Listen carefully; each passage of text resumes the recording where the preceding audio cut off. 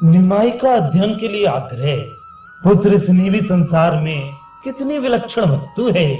जिस समय माता पिता का ममत्व पराकाष्ठा पर पहुंच जाता है, उस समय वे कर्तव्य अकर्तव्य के ज्ञान को खो बैठते हैं। बड़े बड़े पंडित भी पुत्र स्नेह के कारण अपने कर्तव्य से च्युत होते हुए देखे गए हैं। माया ही विचित्र है, उसका असर मूर्ख पंडित सभी पर समान रूप से पड़ता है। पंडित जगन्नाथ मिश्र स्वयं अच्छे विद्वान थे, कुलीन ब्राह्मण थे, विद्या के महत्व को जानते थे, किंतु विश्व रूप के विछोह से वे अपने कर्तव्य को खो बैठे। सर्वगुण संपन्न पुत्र के असमय में धोखा देकर चले जाने के कारण उनके हृदय पर एक भारी चोट लगी। वे इस विछोह का मूल कारण विद्या को ही समझने लगे। उनके हृदय में बार बार यह प्रश्न उठता था, यदि विश्व रूप इतना अध्ययन ना करता, यदि मैं उसे इस प्रकार सर्वदा पढ़ते रहने की छूट ना देता, तो संभव है मुझे आज ये दिन ना देखना पड़ता। इसलिए इनके मन में आया कि अब निमाई को अधिक पढ़ाना लिखाना ना चाहिए। हाय रे मोह, इधर अब तक तो निमाई कुछ पढ़ते ही लिखते ना थे।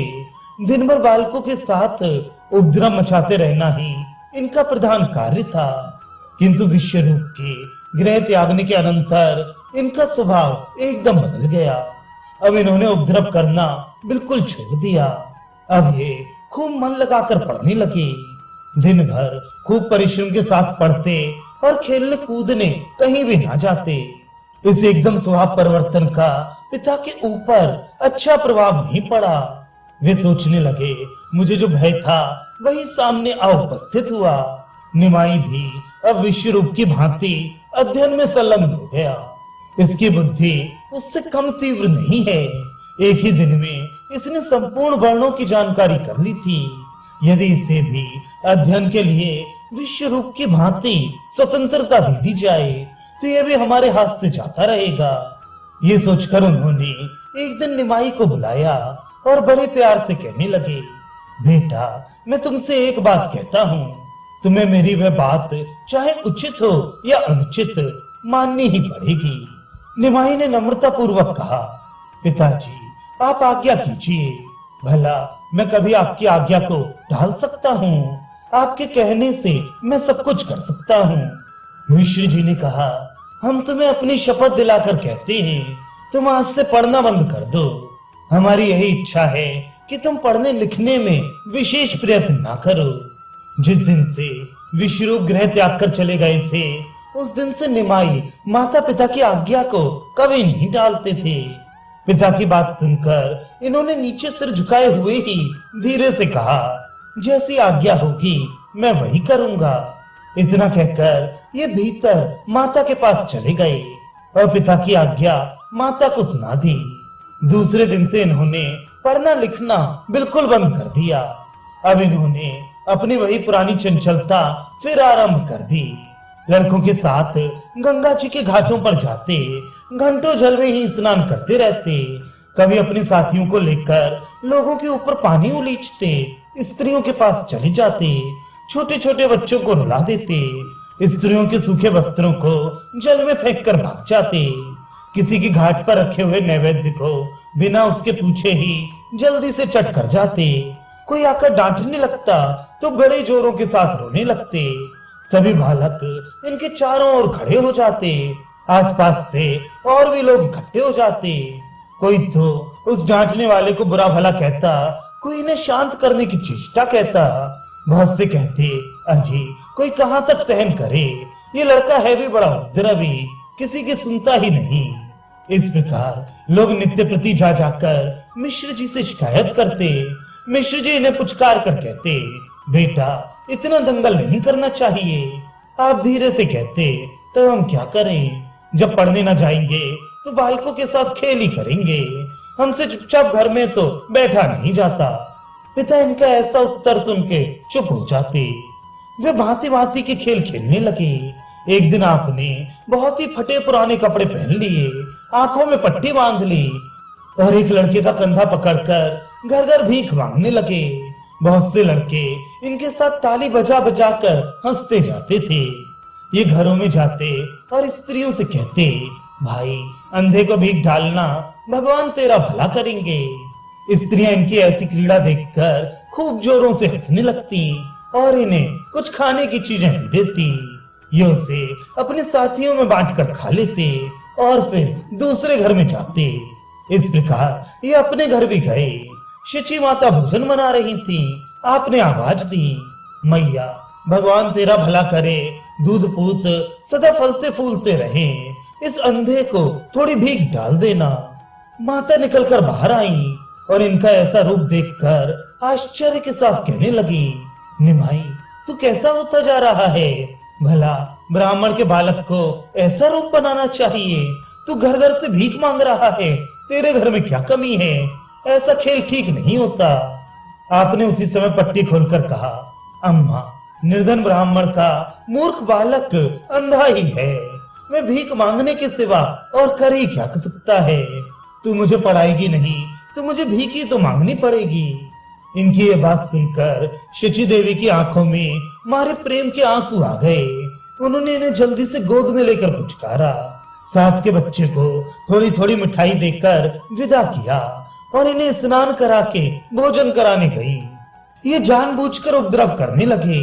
जब ये घर पर रहते और कोई चीज बेचने वाला उधर आता तो माता से बार बार आग्रह करते, हमें अमुक चीज दिला दो। मिठाई वाला आता तो मिठाई लेने को कहते, फल वाला आता तो फलों के लिए आग्रह करते, चाट बिकने आती तो चाट ही खाने को मांगते।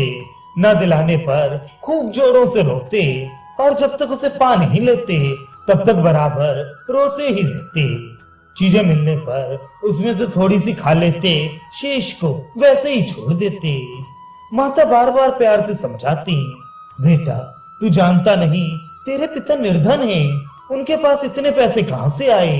तू दिन भर भांति भांति की चीजों के लिए रोया करता है, जो भी बिकने आता है उसी के लिए आग्रह करने लगता है, इतने पैसे मैं कहां से लाऊं? आप कहते हमें पढ़ने ना दोगे तो हम ऐसा ही करेंगे, जब पढ़ेंगे नहीं तो यही करते रहेंगे, हमें इससे क्या मतलब? या तो हमें पढ़ने दो, नहीं तो हम ऐसे ही मांगा करेंगे। इनकी ऐसी बातें सुनकर माता सोचती, इससे तो इसे पढ़ने ही दिया जाए तो अच्छा है, किंतु विश्व रूप का स्मरण आते ही वे डर जाती और फिर उसे मिश्र जी के सामने ऐसा प्रस्ताव करने का साहस न होता। ये और भी अधिकाधिक चंचल होते जाते।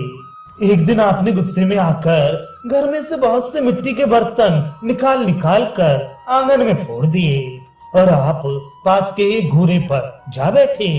वहां उसी प्रकार अशुद्ध हांडियों को अपनी भुजाओं में पहन लिया, टूटी फूटी टोकरी को सिर पर रख लिया और कपड़े घिस घिस कर उससे शरीर को मलने लगे। माता बार बार मना करती किंतु ये सुनते ही ना थे। वही बैठ कर चुपचाप फूटी हांडियों को बचाने लगे। बहुत सी पास पड़ोस की स्त्रियां भी आ गईं। गंगा स्नान करने वाले खड़े हो गए। माता इन्हें बार बार धिक्कार देते हुए ऐसे अपवित्र कार्य को करने से मना करती। ये कहते, मूर्ख बेटे से तुम और आशा ही क्या रख सकती हो? जब तुम हमें पढ़ाओगे नहीं तो हम ऐसे ही काम करेंगे। मूर्ख आदमी शुचि अशुचि क्या जाने, इसका ज्ञान तो विद्या पढ़कर ही होता है। पास में खड़ी हुई स्त्रियां शची माता को उलाहना देते हुए कहती, बालक कह तो ठीक रहा है, तुम इसे पढ़ने क्यों नहीं देती? ये तो बड़े भाग्य की बात है कि बच्चा पढ़ने के लिए इतना आग्रह कर रहा है। हमारे बच्चे तो मारने पीटने पर भी पढ़ने नहीं जाते, इसे पढ़ने के लिए जरूर भेजा करो। पास में खड़े हुए और भी लोग बच्चे की बात का समर्थन करने लगे। सबके समझाने से माता का भी भाव परिवर्तित हो गया। उन्होंने प्यार के साथ कहा, अच्छा कल से पढ़ा करना, मैं तेरे पिता से कह दूंगी, अब आकर जल्दी से स्नान कर ले। इतना सुनते ही ये जल्दी से उठकर चले आए और माता के कथनानुसार शीघ्र ही गंगा स्नान करके घर लौट आए। शची देवी ने पंडित जी से बहुत आग्रह किया कि बच्चे को पढ़ने देना चाहिए। सभी पढ़े लिखे सन्यासी थोड़े ही हो जाते हैं। नवद्वीप में हजारों पंडित हैं, इतने विद्यार्थी हैं, इनमें से कोई भी सन्यासी ना हुआ। ये तो भाग्य की बात है। यदि इसके भाग्य में सन्यासी होगा तो हम उसे रोक थोड़े ही सकते हैं। ब्राह्मण का बालक मूर्ख ठीक नहीं होता। और भी बहुत से लोगों ने पंडित जी से आग्रह किया। सब लोगों के कहने से पंडित जी ने पढ़ने की सम्मति दे दी। निमाई खूब मनोयोग के साथ पढ़ने लिखने लगे। अब इन्होंने सभी प्रकार की चंचलता छोड़ दी। एक दिन इन्होंने नैवेद्य का पान खा लिया। उसे खाते ही ये बेहोश हो गए। थोड़ी देर में होश में आने पर इन्होंने माता से कहा, अम्मा, भैया विश्व रूप मेरे पास आए थे। उन्होंने कहा, तुम भी सन्यासी हो जाओ। हमने कहा, हम बालक हैं, भला हम सन्यास का मर्म क्या समझें। हम तो अपने वृद्ध माता पिता की सेवा ही करेंगे, यही हमारा धर्म है। हम अपने माता पिता को छोड़कर कहीं जाना नहीं चाहते। मेरी बात सुनकर उन्होंने कहा, अच्छा तो ठीक है, माता जी के चरणों में हमारा प्रणाम कहना, अब हम जाते हैं। ये कहकर वे चले गए।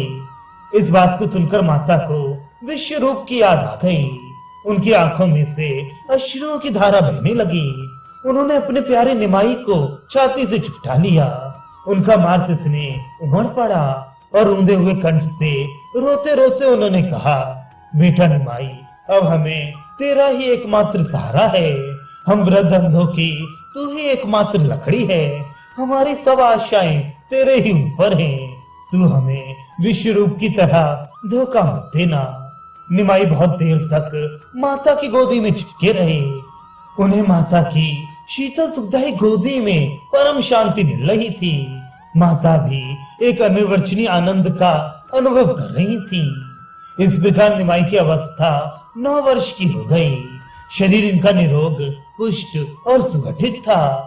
देखने में ये 16 वर्ष के से युवक जान पड़ते थे। अब पिता ने इनके यज्ञोपवीत की तैयारियां की।